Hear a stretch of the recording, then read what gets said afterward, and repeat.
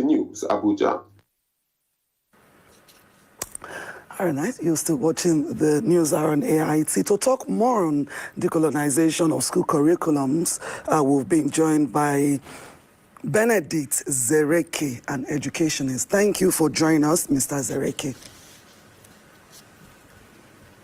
Thank you, AIT family, and thank you, your viewers. Okay. Thank you for having me.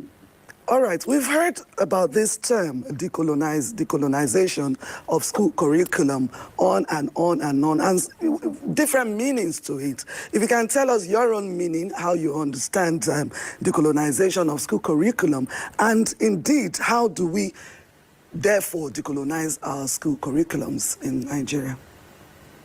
Okay, thank you very much. This decolonization of education, it has become a norm where you find many schools in Africa, British, American curriculum, British, UK curriculum, international. And what we have forgotten is about, when we talk about local content. Local content has not been encouraged. And today, we found out that with the digital evolution that we are today, things are being foreign. So we are like end users. As one of our speakers said, we do not really want to solve problems, but we don't propose how to have our own local content. It's our tradition.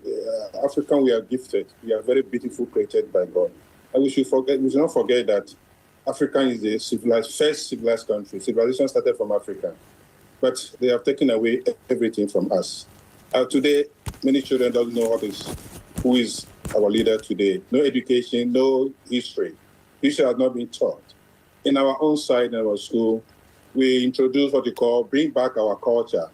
I think one of the events was covered by AIT, where drink Nigeria, speak Nigeria, dream Nigeria, talk Nigeria, and dance Nigeria.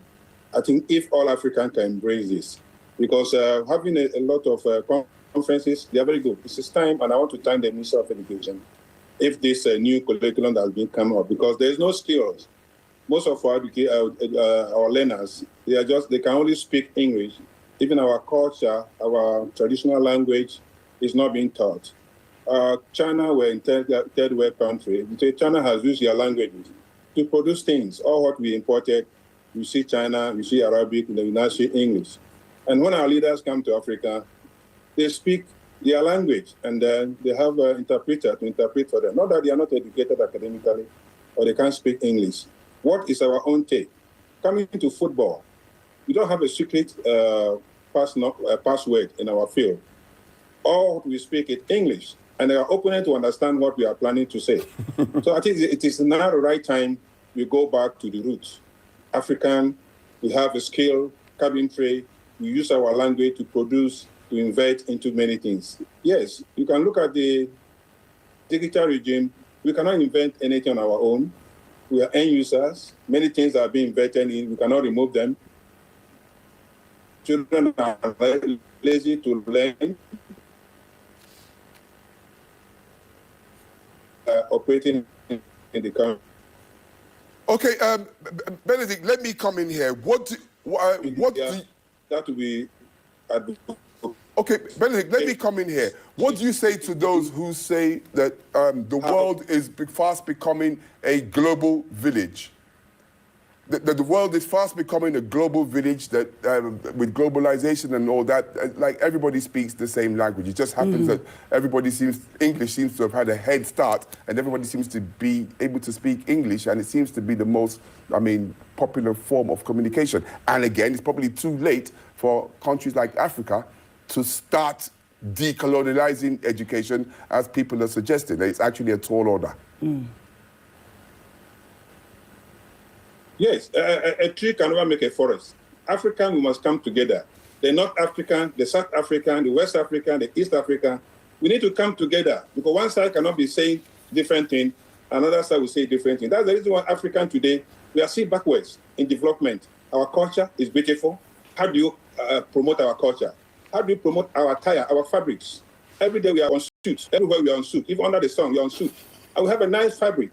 So these are part of the thing we need to go back through education, how we can promote our culture, both have our traditional media, speaking languages. In those days, remember, in our own time, 50 years ago, we have public address system going to communities to speak our local language, to tell the community what the government is doing, what the local government is doing, our local languages. But today, we are following a kind of a journey unknown.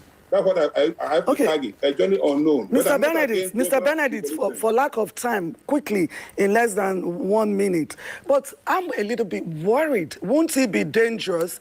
Won't it be dangerous if we rely solely on local content? Now, according to Oloyede, that the world is now a global village. If we are saying, no, let's forget about Western culture or Western curriculum and rely only on, our local content, won't that be so dangerous for our students? Yeah, I'm not saying we should abandon, because even looking at the diplomacy, what do we have ambassadors? It will promote culture. If, assuming, let me use Tunisia, for example.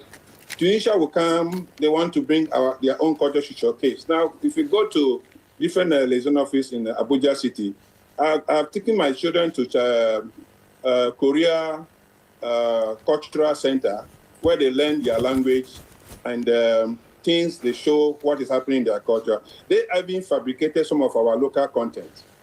But we are embracing the foreign, we are not kind of sharing the ideas of our cultures. That is the area I'm concerned. We only embrace the foreign one, not that we are against it, but how can we bury our own and then embrace the foreign one? So it has to go side by side. Ours should be more encouraged. We should patronize our culture. Education should be a family, just like when we say a family is a domestic church. We have to start the church in the house before going to the secondary church. The same as education. We have to on that instructive note, Benedict, we're just going to have to draw the curtain on the discussion. It's been wonderful talking to you about the need to decolonialize Africa's education. And we'll be speaking with Benedict Zirike. Benedict is an educationist based here in the Nigerian capital. Once again, thanks for your time and useful insight. It's my pleasure. Thank you very much, AIT. Okay. Let's move on now to other stories. A suspected female drug baron has